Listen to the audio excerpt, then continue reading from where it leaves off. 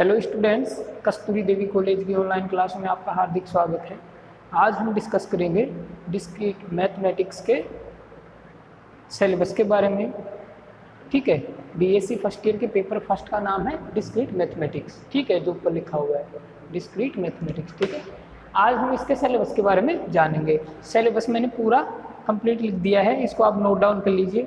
जैसे जैसे मैंने लिखा है यूनिट फर्स्ट, फिर ये डैश डैश डैश डैश, ये जो लाइन टूटी हुई लाइनों में मैंने लिखा है ये फर्स्ट यूनिट है, इसके नीचे भी सेकंड यूनिट है, यहाँ से यहाँ तक थर्ड यूनिट है, यहाँ से यहाँ तक फोर्थ यूनिट है और यहाँ से यहाँ तक फिफ्थ यूनिट है। और ये जो कौन सी बुक चल रही है तुम्हारे बीएससी फर्स्ट ईयर में, वो है टेक्स्ट बुक जिसको मैं पढ़ा रहा हूँ, विविक्त गणित उसका नाम है। डिस्क्रीट मैथमेटिक्स को क्या बोलते हैं हिंदी में? विविक्त गणित। और ये किस राइटर की है? लेखक का नाम पांडे एंड गर्ग, पांडे और गर्ग। ठीक है, ये जेपीएच प्रकाशन की रहती है, जयपुर पब्लिशिंग हाउस। ठीक है, तो ये तो हो गया सिलेबस, आप इसको नोट डाउन कर लीजिए।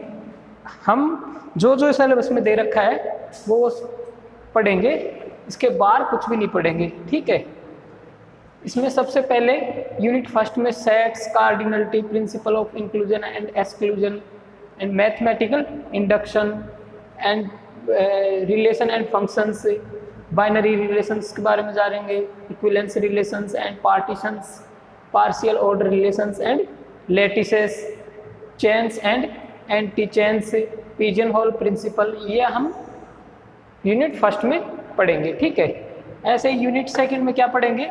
Boolean algebra, lattices and algebraic structure, duality, distributive and complemented lattices, Boolean functions and Boolean expression, fundamental theorem of arithmetic, divisibility in Z, ये क्या है? इंटीजर है जेड, उसका इंटीजर पूर्णांकों का समुच्चय जेड। ठीक है, congruence, Chinese remainder theorem, Euler's function, primitive roots.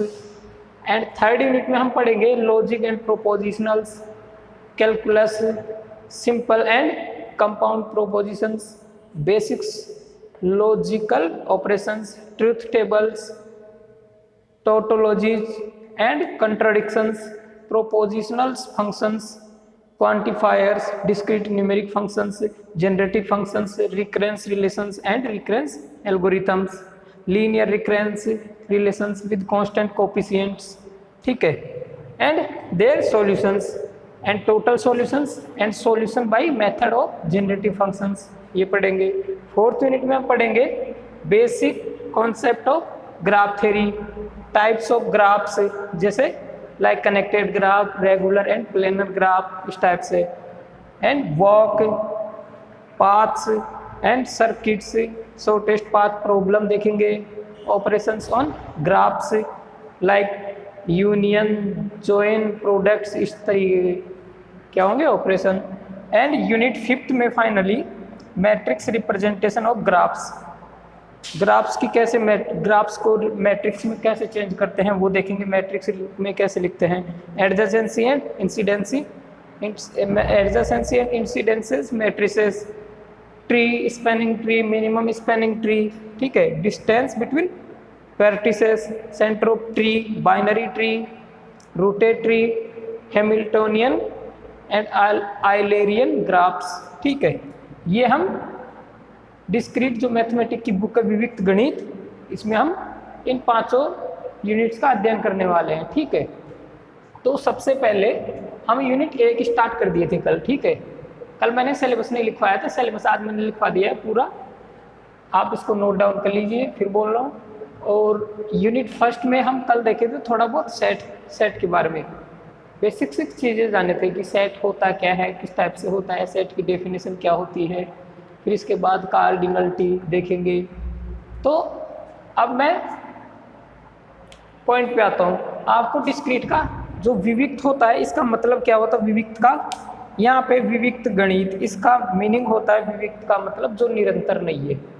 विविक्त का मतलब क्या होता है? जो निरंतर नहीं हो, जो लगातार नहीं हो, अर्थात असंतत, डिसकंटिन्यूअस।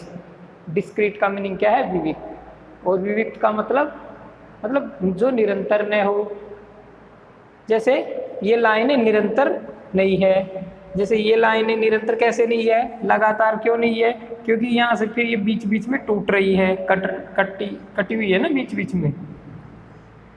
एक लाइन होती है, जैसे ये लाइन है, ये क्या है, निरंतर है, ये यहाँ से ए से बी तक निरंतर है, ठीक है। अब यहाँ से मैंने इसको कट कर दिया, अब क्या निरंतर है, ये निरंतर नहीं है, जो ये लाइन निरंतर नहीं है, तो इसको क्या बोलेंगे, डिस्क्रीट लाइन। डिस्क्रीट लाइन मतलब विविक्त रेखा, विविक्त रेखा, लगातार नहीं है ये रेखा, या अलगातार, अनिरंतर, असंतत, इस टाइप से इसका मीनिंग ये होता है, ठीक है बच्चों।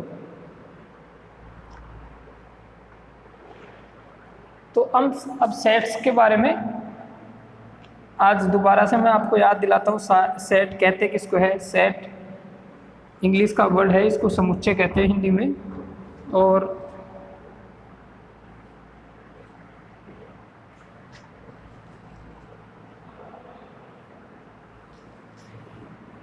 सेट के एग्जाम्पल देखेंगे, सेट के प्रकार देखेंगे, सेट को रिप्रेजेंट किससे किया जाता है, निरूपित, वो मेथड देखेंगे, क्या क्या मेथड है निरूपित करने के, रिप्रेजेंट करने के।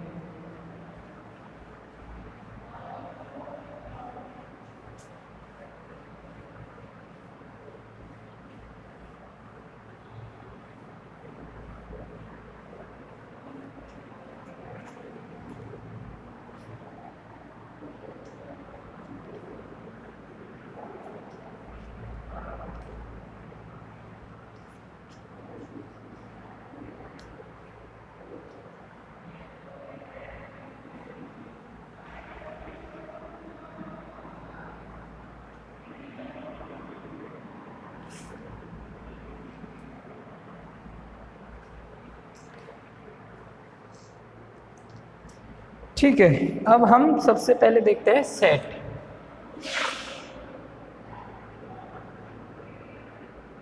मानी समुच्चय।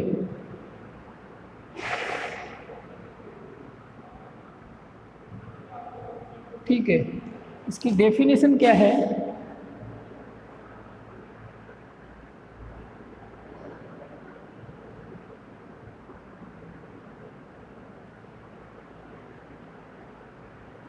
सुनिश्चित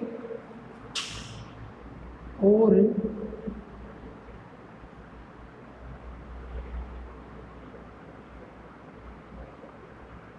सुस्पष्ट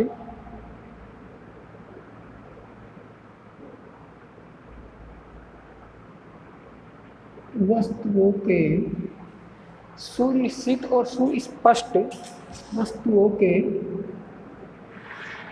सुपरिभाषित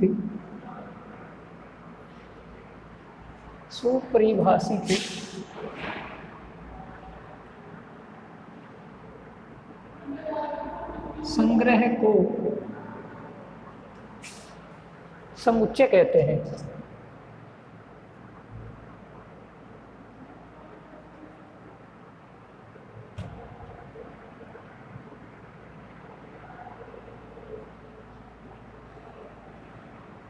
समुच्चय कहते हैं, ठीक है। सबसे पहले तो मैं ये कहना चाहूँगा, समुच्चय को इंग्लिश में बोलते हैं सेट, SET, ठीक है। तो मैं जहाँ पे भी सेट लिखूँ तो कंफ्यूज नहीं होना है, हिंदी मीडियम के जो बच्चे होते हैं वो कंफ्यूज ना हो। सेट इसका मतलब समुच्चय है और समुच्चय का मतलब भी सेट ही है, दोनों एक ही बात है, ठीक है। तो अब आते हैं यहाँ पे दो वर्ड, सुनिश्चित और सुस्पष्ट वस्तुओं के सुपरिभाषित संग्रह को, संग्रह यानी कलेक्शन, संग्रह को समुच्चय कहते हैं, ठीक है। अब यहाँ पे दो वर्ड आए हैं, एक तो सुनिश्चित और एक सुस्पष्ट, इनको कहते हैं सुनिश्चित, इसका मीनिंग है निश्चित रूप से, निश्चित रूप से ये कह सकते हैं, निश्चित रूप से, ठीक है। एक है सुस्पष्ट, इसको हम कह सकते हैं कि स्पष्ट रूप से, स्पष्ट रूप से। ठीक है, तो अब क्या होगा कि निश्चित रूप से और स्पष्ट रूप से वस्तुओं के सुपरिभाषित, जो परिभाषित किया जा सके। ठीक है, संग्रह को समुच्चय कहते हैं। अब यहाँ पे मैं एग्जाम्पल देता हूँ, जैसे समुच्चय का एग्जाम्पल ले रहे हैं, जैसे a बराबर 2 और 3। ठीक है, ये एक समुच्चय है और ये कौन सा ब्रैकेट है, ये मंझला ब्रैकेट है। ठीक है, अब यहाँ पे हम ये कह सकते हैं कि 2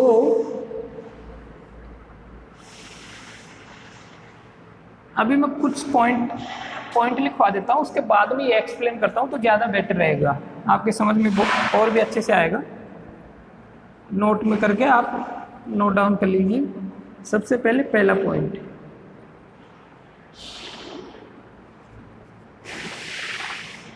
समुच्चय को हमेशा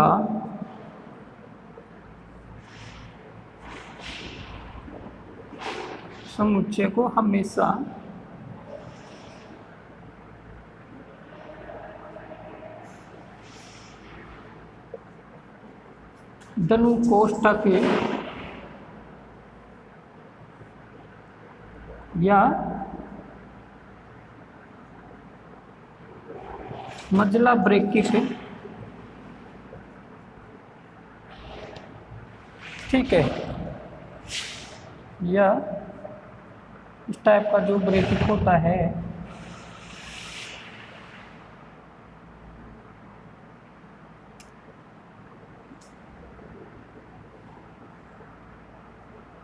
में लिखते हैं।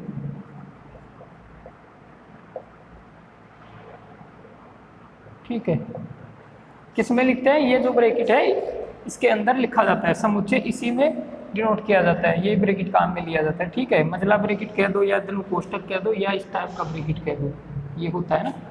ठीक है, सबसे पहला पॉइंट। दूसरा पॉइंट,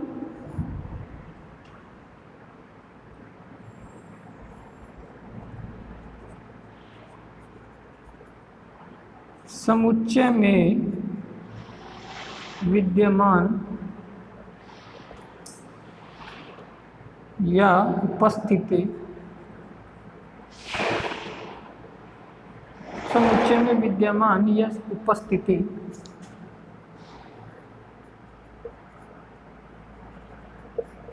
वस्तुओं को, समुच्चय में विद्यमान या उपस्थित वस्तुओं को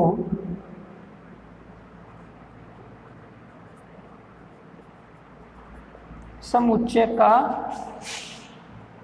अवयव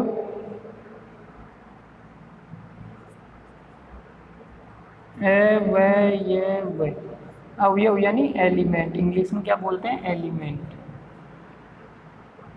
या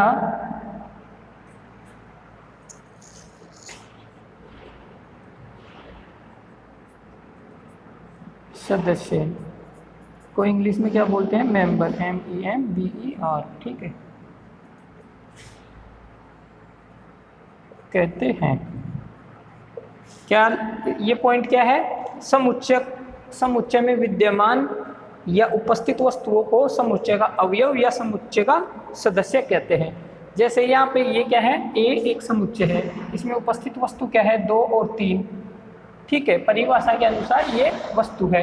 ठीक है, तो 2 और 3 को हम क्या कहेंगे, समुच्चय A का अवयव या समुच्चय का सदस्य या मेंबर कह दो या इंग्लिश में एलिमेंट कह दो। ठीक है, एक ही बात है। तो यहाँ से हम क्या कर सकते हैं, यहाँ से जैसे इसका मीनिंग ये हुआ, 2 सेट A का अवयव है, और यहाँ से 2 और 3 ही है, 4 थोड़ी है, 4 नहीं है ना, 4 सेट A का अवयव नहीं है। ठीक है, 2 सेट ए का अवयव है, 4 सेट ए का अवयव नहीं है। ठीक है, तो यहां से पॉइंट 2 भी क्लियर हो गया। अब पॉइंट 3 आता है कि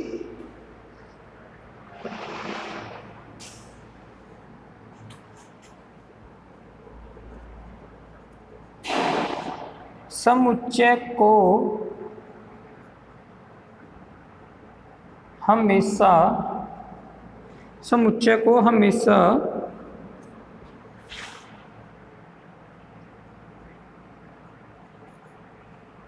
अंग्रेजी वर्णमाला के बड़े अक्षरों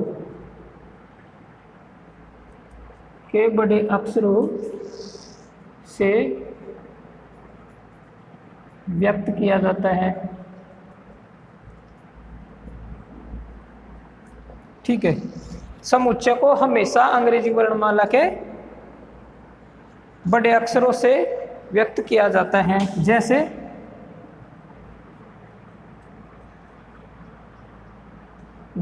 ए B C X Y Z, इनसे। जैसे यहाँ पे मैंने बड़े ए से व्यक्त किया है समुच्चय को, इस समुच्चय को बड़े ए से व्यक्त किया है। तो ऐसे ही किसी भी समुच्चय को हमेशा अंग्रेजी वर्णमाला के बड़े अक्षरों से व्यक्त किया जाता है, बड़े अक्षरों से ही व्यक्त किया जाता है केवल और केवल। ठीक है, जैसे ए बी कोई भी ले लो इस टाइप से। ठीक है, तो ये पॉइंट भी क्लियर। चौथा पॉइंट है कि समुच्चय के सेट के अवयवों को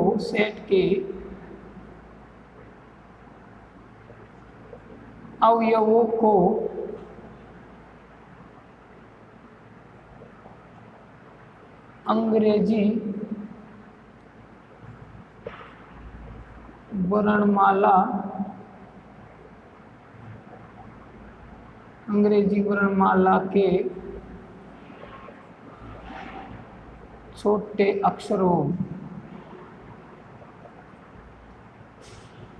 अक्षरों से, ठीक है,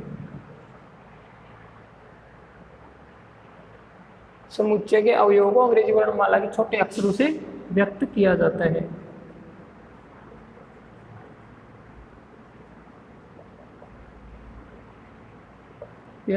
जैसे A B C X Y Z. ठीक है, इस टाइप से। जैसे ए कोई समुच्चय है तो इसको ऐसे लिख सकते हैं ए बी सी। ठीक है, तो ये हो गए 4 पॉइंट। अब सुनिश्चित और सुस्पष्ट का मतलब समझाते हैं। जैसे यहाँ से मैं कह रहा हूँ कि 2 सेट ए का अवयव है। ठीक है, क्योंकि ये इस समुच्चय में विद्यमान है। ठीक है, ऐसे ही इस समुच्चय में 4 विद्यमान नहीं है, इसलिए सेट ए का अवयव नहीं है। 4 समुच्चय ए का अवयव नहीं है। तो हम ये स्पष्ट रूप से कह रहे हैं कि 4 इस संग्रह में नहीं है और 2 इस संग्रह में है, 3 भी इस संग्रह में है। संग्रह यानी कलेक्शन में है। किसको कहते हैं हम समुच्चय? संग्रह को। ठीक है, ये संग्रह है ना, कलेक्शन है ना, कलेक्शन। इसको कब कहते हैं? जब हम निश्चित रूप से और स्पष्ट रूप से हम ये कह दें कि इसमें ये अवयव है और ये अवयव नहीं है। जैसे 2 अवयव 2 इस संग्रह में है और वस्तु 4 जो है, अवयव 4 जो है इसमें इस संग्रह में नहीं है। स्पष्ट रूप से कह रहे हैं, इसलिए ये 2 शब्द यूज किया है, यहाँ पे उपयोग में लाया है, सुनिश्चित और सुस्पष्ट। तो जब भी अगर कोई आपसे परिभाषा पूछे समुच्चय की, तो सुनिश्चित और सुस्पष्ट, ये वेरी वेरी वेरी इंपॉर्टेंट। ठीक है, ये भूल गए तो फिर पूरी परिभाषा गलत हो गई। ये सबसे इम्पोर्टेंट है कि आप ये दो शब्दों का इस्तेमाल करें इस परिभाषा में, ठीक है। अब इसको हम ऐसे भी लिख सकते हैं, तो पहली लाइन है दो समुच्चय, दो क्या है, सेट ए का अवयव है, तो हम इसको क्या लिख सकते हैं, ऐसे ना लिख करके, इतनी बड़ी लाइन ना लिख करके हम अगर लिखना चाहे तो ऐसे भी लिख सकते हैं, दो बिलोंग्स टू ए। मीन्स क्या है इसका मतलब, ये क्या है, ये ई टाइप का है, ऐसे इसको ऐसे लिखते हैं, ऐसे करके ऐसे, इसका मतलब होता है बिलोंग्स टू, इंग्लिश में बिलोंग्स टू, यानी ये दो इसका अवयव है, इसका सीधा सा मतलब यही होता है। तो शॉर्ट में क्या लिख सकते हैं हम, दो अगर सेट ए का अवयव है तो दो बिलोंग्स टू ए, और चार सेट ए का अवयव नहीं है तो हम लिख सकते हैं चार ए का अवयव नहीं है। इसका मतलब क्या होता है, चार डज नॉट बिलोंग्स टू ए, चार ए का अवयव नहीं है, इसका मतलब भी यही होता है, ठीक है। तो ऐसे भी लिख सकते हैं, तो ये आप ध्यान में रखिएगा। ऐसे ही जैसे बड़े अक्षरों की बात आती है तो समुच्चय को हमेशा बड़े अक्षरों से ही व्यक्त किया जाता है, ठीक है, डिनोट किया जाता है। तो नेचुरल नंबर ये क्या है, प्राकृत संख्याओं का समुच्चय।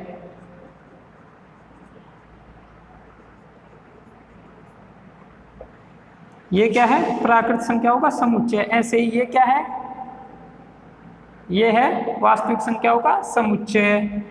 ऐसे ही जेड क्या है, जेड पूर्णांकों का समुच्चय, पूर्ण संख्या पूर्णांकों का समुच्चय, ठीक है।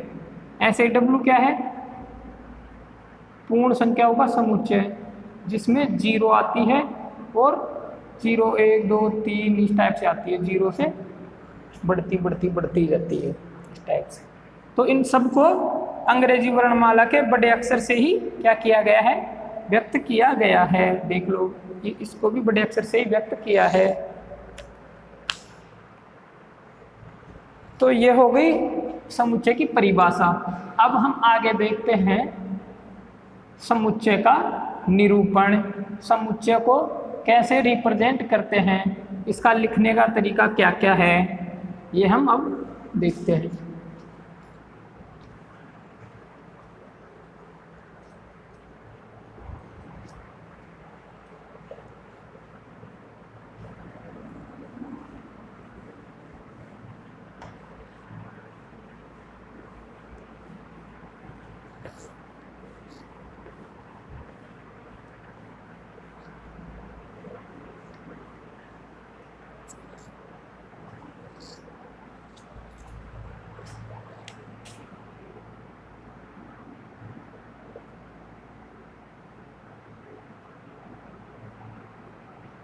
समुच्चय का निरूपण, इसको इंग्लिश में बोलते हैं represent, PRESENT, representation of A set, ठीक है। ये क्या हो गई इसकी रिप्रेजेंटेशन।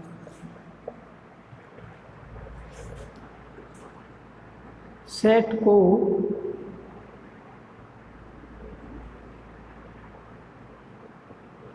दो प्रकार से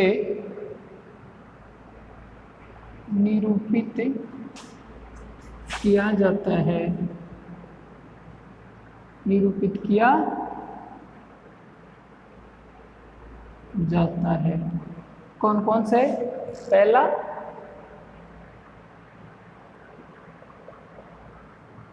सारणीबद्ध रूप से, ठीक है, और दूसरा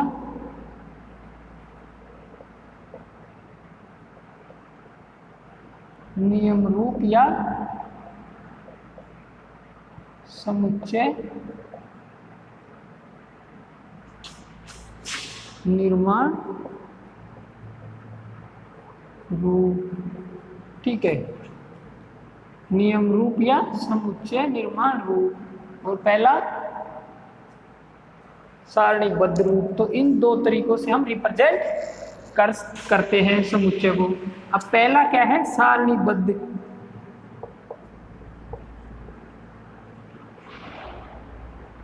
सारणीबद्ध रूप, इसको इंग्लिश में बोलते हैं टैबुलर फॉर्म। ठीक है, टेबुलर फॉर्म या रोस्टर, और या रोस्टर फॉर्म। ठीक है, ये बोलते हैं। इसमें इस रूप में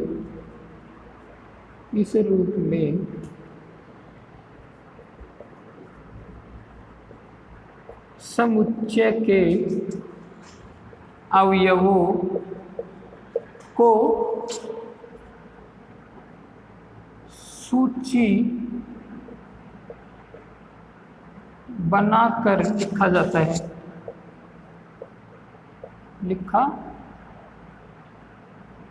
सूची बनाकर लिखा जाता है। ठीक है,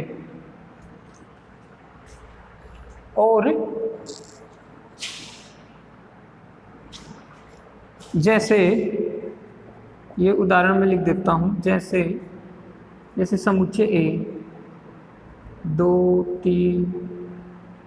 ठीक है, और दूसरा एक और उदाहरण ले लेते हैं, जैसे प्राकृत संख्याओं का समुच्चय नेचुरल नंबर 1 2 3, ये 2 है, 4, फिर आगे लिखते जाते हैं क्योंकि अनंत तक संख्याएं हैं।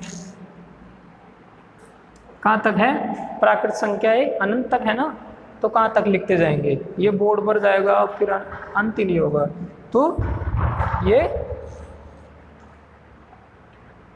ऐसे लिखते हैं, सूची बनाकर इनको लिखा जाता है। ठीक है, अब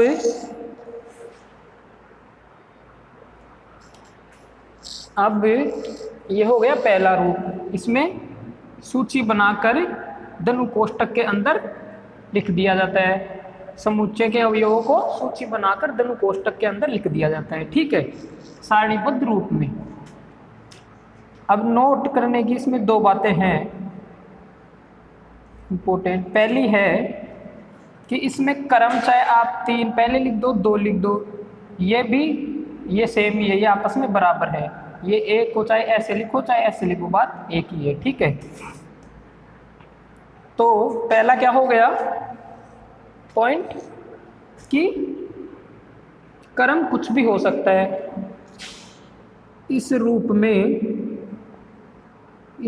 में समुच्चय के अवयवों का क्रम कुछ भी हो सकता है, कुछ भी हो सकता है। ठीक है, दूसरा पॉइंट है इस रूप में अवयव, समुच्चय के अवयव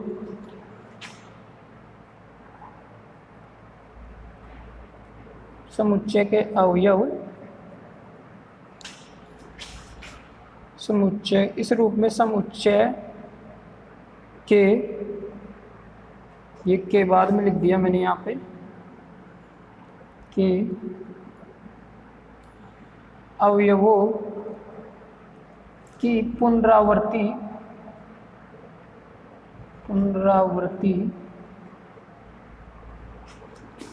यानी रिपीट,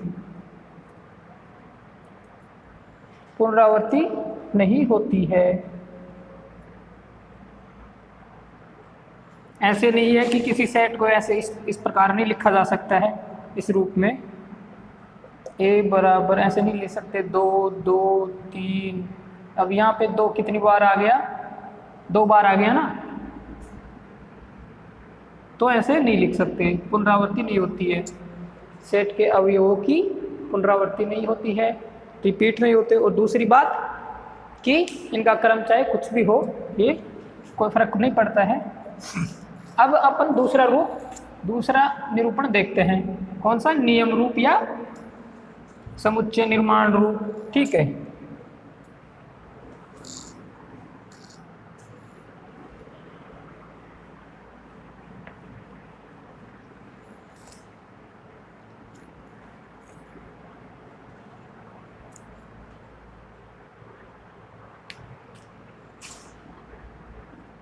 दूसरा है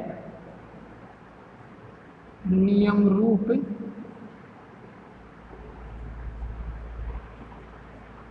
या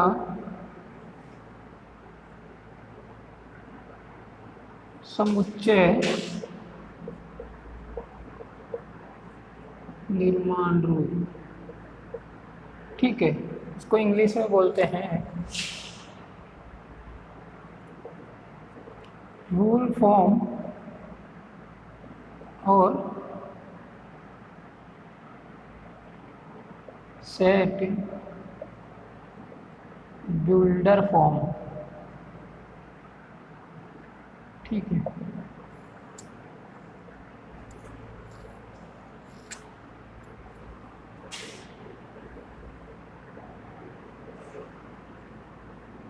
ठीक है। इस रूप में समझना इसको। इस रूप में समुच्चय के अवयव जिस नियम का पालन करते हैं, जिस नियम का पालन करते हैं उस नियम को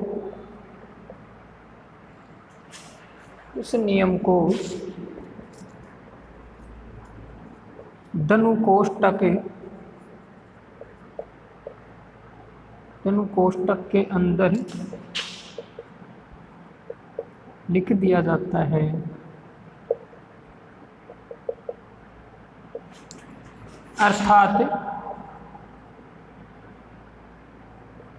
अर्थात इस रूप को कथन द्वारा निरूपित किया जाता है। अर्थात इस रूप को कथन द्वारा निरूपित किया जाता है। निरूपित किया जाता है। जैसे पहला एग्जाम्पल है, जैसे नेचुरल नंबर। पहले में अपन कैसे लिख रहे थे? जो प्राकृत संख्या थी नेचुरल नंबर, उनको 1, 2, 3 ऐसे सूची बनाकर धनु कोष्ठक के अंदर लिख देते थे। ये था पहले रूप में, सूचीबद्ध रूप में। दूसरे में हम कैसे लिखते हैं? इस टाइप से लिखते हैं, जैसे x किस में है? n में है। और ये किस प्रकार है? x इस प्रकार है कि x एक प्राकृत संख्या है। x एक प्राकृत संख्या है। ठीक है, ऐसे ही जो रियल नंबर होते हैं, वास्तविक संख्याओं का समुच्चय, इसको कैसे लिखते हैं?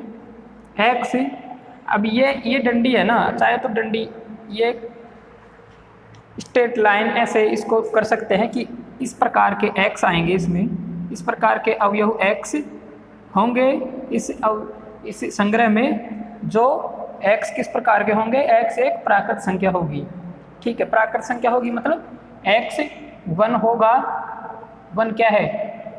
अगर x 1 का बराबर होगा तो 1 क्या है? प्राकृत संख्या है, तो इस सेट में आ जाएगी, इस संग्रह में आ जाएगी, ऊपर वाले में। ठीक है, 2 है तो आ जाएगी, -2 है तो नहीं आएगी। क्यों? क्योंकि -2 प्राकृत संख्या नहीं है। नहीं, ये बोल रहा है इधर से -2, ये एक नियम का पालन कर रहा है। किसका? नियम का। ये नियम है, x एक प्राकृत संख्या है। अब यहाँ पे -2 प्राकृत संख्या नहीं है तो इस संग्रह में नहीं आएगी। ठीक है, तो चाहे ऐसे लिखो इसको, चाहे ऐसे लिखो, बात एक ही है। ऐसे ही ये डंडी लगाओ, चाहे 2 बिंदी लगाओ, ये इसका डिनोट करने का तरीका है। ठीक है, समुच्चय का। x एक वास्तविक संख्या है, वास्तविक संख्या। ठीक है, x क्या है? x एक वास्तविक संख्या, या नियम क्या है? x एक वास्तविक संख्या है, तो वो इसी संग्रह में आ जाएगी। तो ऐसे अब वास्तविक संख्या को हम कैसे लिख रहे थे, उसमें कैसे लिख सकते हैं वास्तविक संख्या को, कि वास्तविक संख्या में q ये क्या है? परिमेय संख्याओं का समुच्चय यूनियन अपरिमेय संख्याओं का समुच्चय। q union q complement, c है ये ऊपर, q की पावर c। तो ये बाद में देखने को मिलेगा आपको, इसको समझाएंगे। ये क्या है? ये यूनियन है, संघ। तो इस प्रकार से सेकंड रूप, नियम रूप या समुच्चय रूप इस प्रकार से होता है। ठीक है, एक और एग्जांपल मैं बताता हूँ इसका। जैसे कोई सेट A है, A क्या था? A में अवयव 2 और 3 आ रहे थे। ठीक है, अब इसमें नियम क्या बनेगा? इसका नियम आप बना सकते हैं, जो जिससे कि 2 और 3 ही संग्रह में केवल आए। कितने अवयव आए? केवल 2 और 3 ही। तो वो x आएंगे जो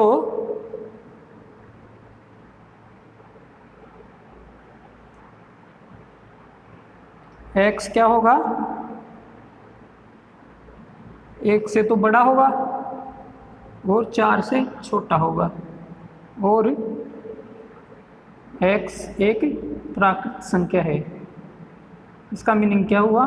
x किस में बिलोंग करता है? x किसका अवयव है? प्राकृत संख्या का। तो प्राकृत संख्या क्या होती है? 1 2 3 4 5। अब ये बोल रहा है कि x 1 से तो बड़ा होगा, मतलब 1 से बड़ा क्या क्या है? ये सब बड़े हैं, 1 से इधर। ठीक है, और 4 से छोटा होगा, मतलब ये। तो क्या बचे डिब्बे में? 2 और 3 ही। और x n का अवयव है नेचुरल नंबर का, प्राकृत संख्या होगा। तो 2 क्या है? प्राकृत संख्या है। 3 क्या है? प्राकृत संख्या है। तो यहाँ से क्या क्या आ जाएंगे? 2 भी आ जाएगा x बराबर, और 3 भी आ जाएगा। ये क्या हो गया? सारणी रूप में। ये किस में था? नियम रूप में या समुच्चय निर्माण रूप में। तो ये दोनों एक ही बात है। ठीक है, अब हमें नेक्स्ट क्लास में समझेंगे कि समुच्चय कितने प्रकार के होते हैं। जैसे समुच्चय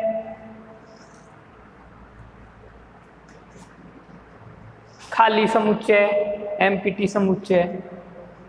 जैसे एक होता है रिक्त समुच्चय, रिक्त सेट, इसको बोलते हैं एम्प्टी सेट,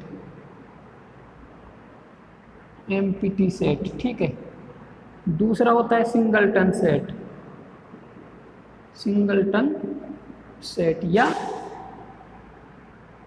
यूनिट सेट, एकल समुच्चय, एकल समुच्चय। ठीक है, तीसरा फाइनाइट एंड इनफाइनाइट, की परिमित और अपरिमित सेट। ऐसे ही चौथा समुच्चयों की समानता। जैसे कोई 2 समुच्चय है तो वो बराबर कब होंगे, और 2 समुच्चय है तो तुल्य कब होंगे, इक्विवेलेंस। ठीक है, तुल्यता। ये सब हम इसमें जानेंगे, समुच्चय के प्रकार में पढ़ेंगे नेक्स्ट क्लास में। ठीक है, तो आप जैसे जैसे मैं पढ़ा रहा हूँ ऐसे ऐसे पढ़ते रहिए। समझ में जो चीज़ नहीं आए, कुछ पूछना हो तो कमेंट कीजिए। जो KD कॉलेज के नाम से चैनल है यूट्यूब पे, वहाँ पे जाके सबसे पहले आप बेल आइकन दबाएं, सब्सक्राइब करें, शेयर करें अपने दोस्तों के पास, कमेंट करें, कोई क्वेश्चन पूछना हो, कोई भी आपका डाउट हो, और लाइक करना ना भूलें। ठीक है, धन्यवाद।